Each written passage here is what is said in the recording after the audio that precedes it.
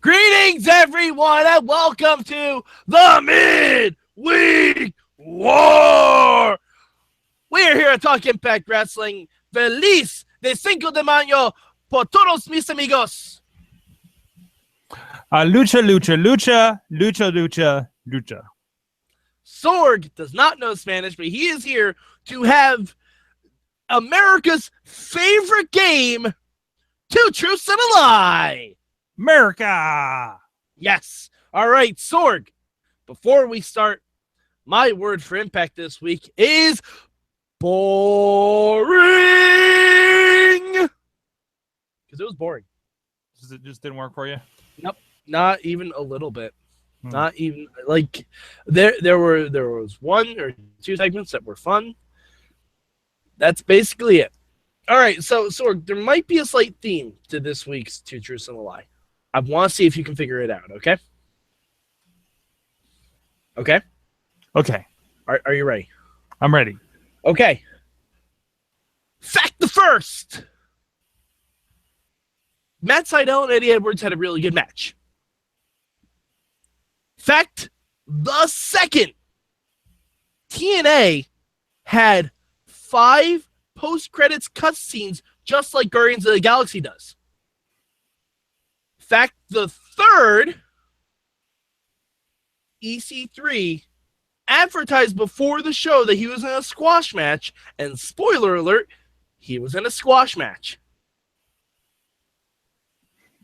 I feel like the middle one's fake. That is correct, Sorg!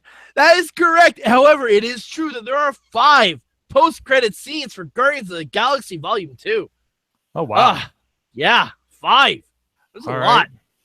But yeah, Eddie Edwards and Sydal had a pretty decent match. It was fun, even though they're both faces and they have no reason to fight each other.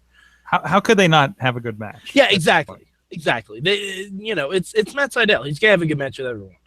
And yeah, but then Davey Richards attacked him afterwards, and blah blah blah, and pull apart brawl. It was kind of pointless. And EC3. in a tweet that I couldn't see because Impact Wrestling has blocked me on Twitter, but he just requoted it, squash. That's all he said. I forgot they blocked you on Twitter. Yeah. Oh yeah. Impact has blocked me on Twitter. I wonder why. I'm probably the only person that consistently talks about them now, since the only other podcast I know that did has stopped reviewing them.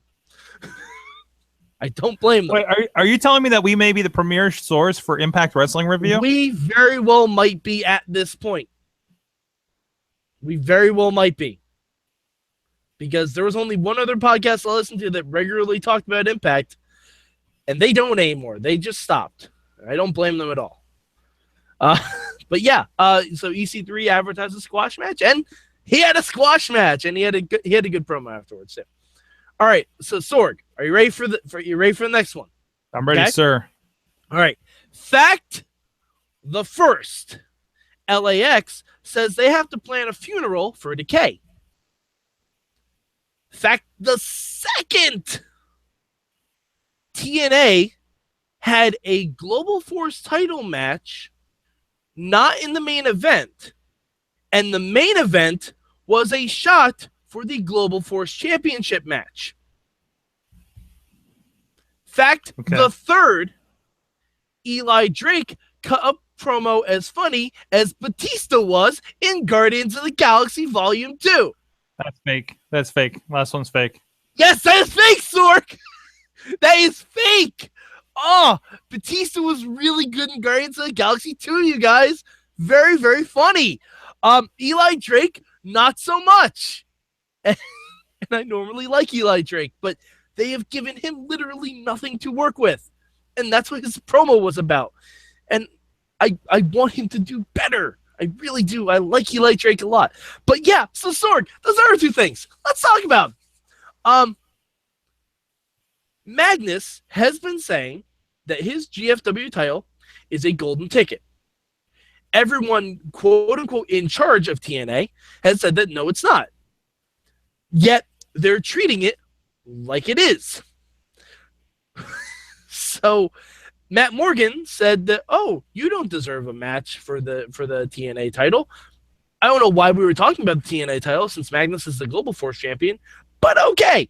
But yeah, so Magnus and Matt Morgan had a GFW title match, and Bruce Richards said that was the main event of the show. Guess what the main event of the show was, Sorg? It was the #1 contender. Yeah, for the very same title. Okay. It was Alberto El Patron versus Eli Drake for a shot at the GFW title, which was defended earlier in the evening. Which is a barn burner of a main event. Which also, if you have the title match beforehand, and we know that Magnus wins, Magnus, who is a face or a heel, I don't even know, because he's been on TV 2 weeks. Like, and he's had a feud, he's had a talking to with Alberto Del Rio. So I don't, like, there was no point in it. There was no point in it. But all right, so Sorg, LAX is also planning a funeral for Decay. Oh, it's like one of those Day of the Dead things, right?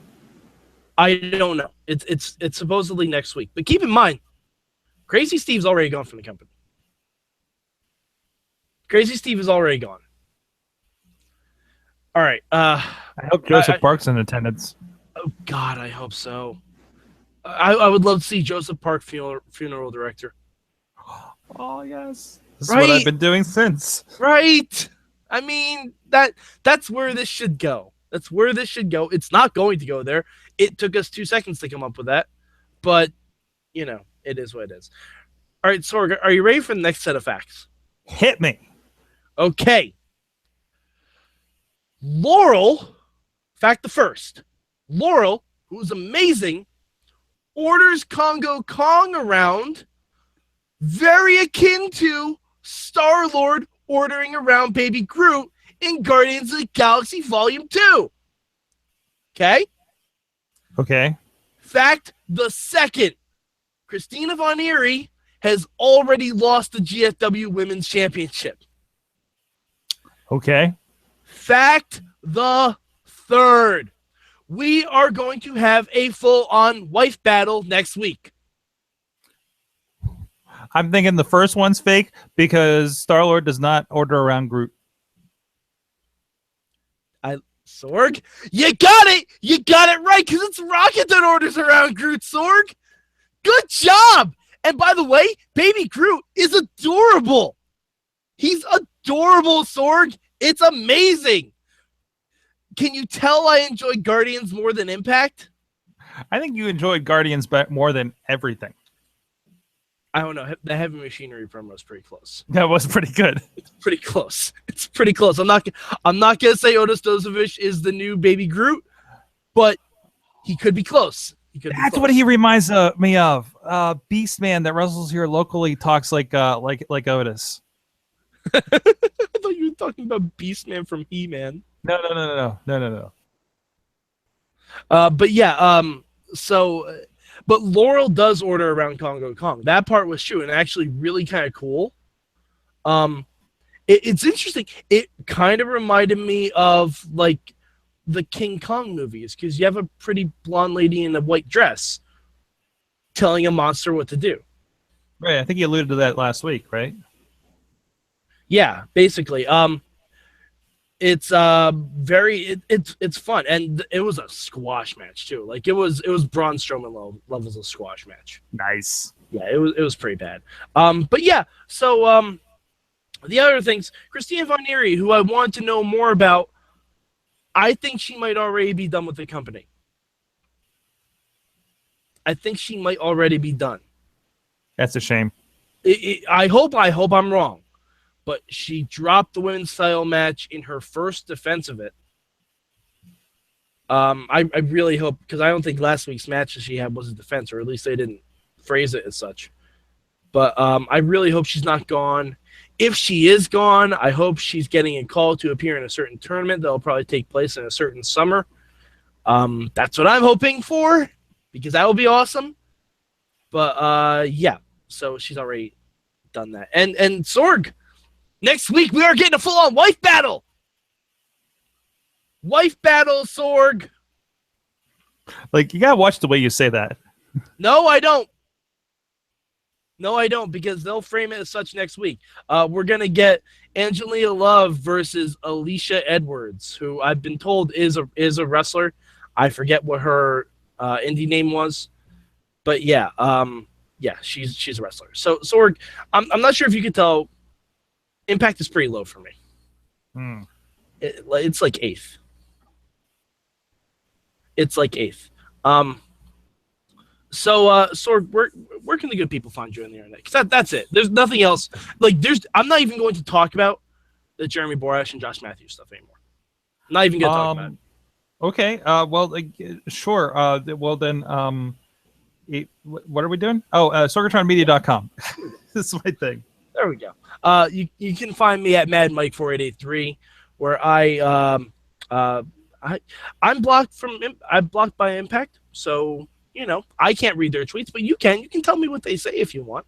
And you can also go to @Mayhem Show, hit up the hashtag MM, where I do live tweet Impact every week.